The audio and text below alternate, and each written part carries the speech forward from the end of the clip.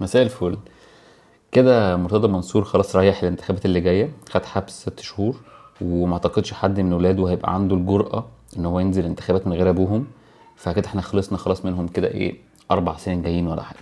وربنا يديهم طول العمر بقى، ويديله هو طول العمر ويبقى في صحه وينزل تاني بقى. دي اول حاجه. تاني حاجه بقى، الحاجه المهمه يعني او الحاجات المهمه اللي بتحصل يعني دلوقتي، في الاستاذ عمر هريدي هيترشح الانتخابات اللي جايه، اعلن كده. وبرده الكابتن حسين لبيب اعلن كده برده. فتيجي نتكلم على الكابتن حسين لبيب، هو اللي كان عامل لقاء مع احمد موسى. يعني سيبك من احمد موسى، يعني نتكلم على حسين لبيب يعني. فالكلام تستشف منه يعني، في ناس فرحانه الراجل طلع يتكلم وبتاع، وناس مبسوطه بيه يعني. هو مبسوطين بيه عشان يعني ايه، بقالنا كتير ما شفناش حد بيتكلم بنظافه يعني، او يتكلم زي البني ادمين. اي حد كان بيطلع يتكلم، او اللي كان بيطلع يتكلم، كان لازم يبقى فيه اهانات وصوت عالي وجعجعه وحسبنه وشغل كده، ايه اللي هو احنا متعودين يعني، بقالنا بتاع 10 سنين متعودين عليه يعني. فالراجل بيتكلم كلام هادي، كلام منظم، راجل عارف هو بيقول ايه، عارف طالع يتكلم في ايه، مقسم كلامه، عارف ان كل حد ليه دور، بيتكلم مع الناس كلها باحترام. فكلام حلو ولذيذ وكل حاجه، مفيش اي مشاكل. الحاجه بقى يعني، او من الحاجات اللي، او من الحاجه الوحيده اللي استفزتني الصراحه، موسى بيساله يقول له انت ليه على ليك علاقه بممدوح عباس ومش عارف ومين ومين ومين، قال له احنا على تواصل دائم وبتاع.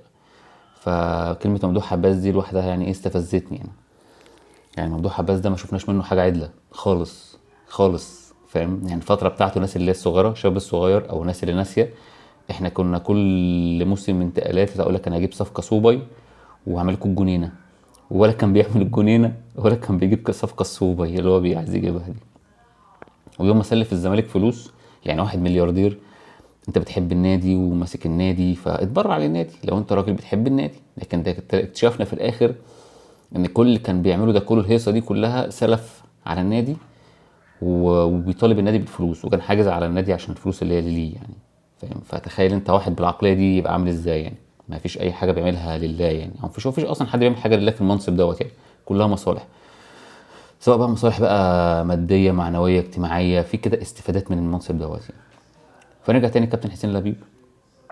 هو الراجل يعني في الفتره اللي هو قعد فيها، كام شهر اللي هو قعد فيهم، جدد لشويه لعيبه منهم امام عاشور وزيزو. فالراجل يشكر الحاجات اللي ديت. لكن في حته بس اللي هي ممدوح عباس دي، بس هو لو هيتعاون معاه بس يعني، مش عارف يتعاون معاه ازاي يعني، ياخد منه قروض مثلا بالفل للنادي، ولا ما اعرفش هيتعامل معاه ازاي يعني. بس بغض النظر يعني، هو المفروض ان هو ما يتعاملش مع ممدوح عباس خالص يعني. وراجل كلامه حلو، ومفيش حد، انا ما اعرفش ممدوح يعني حسين لبيب ده خالص والله، عشان ما حدش يفتكر ان انا واخد فلوس ولا حاجه منه يعني.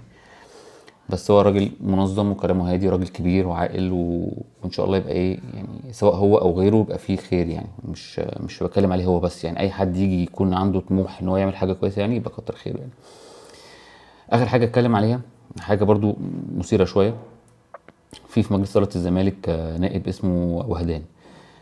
طلع النهارده وقال، او امبارح طلع وقال ان الحجز بتاع ممدوح عباس متشال بقاله شهر من البنك، واللي حاجز على ارصده البنك وهي الضرايب. طيب حضرتك بقالك شهر عارف، او بقالك شهر القرار طالع، حضرتك ما قلتش ليه؟ يعني حضرتك مثلا ليه؟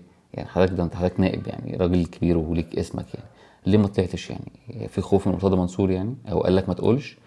فالحته دي توقع اي حد الصراحه يعني، حته المصداقيه والشجاعه دي توقع اي حد. ف دي علامه كبيره كده على الاستاذ وهدان. بس هو ده بس كنت عايز اتكلم فيه النهارده وربنا يسهل كده في الانتخابات الجايه، وتبقى بسرعه كده باذن الله، وتيجي ناس محترمه تلم الدنيا بسرعه باذن الله. شكرا.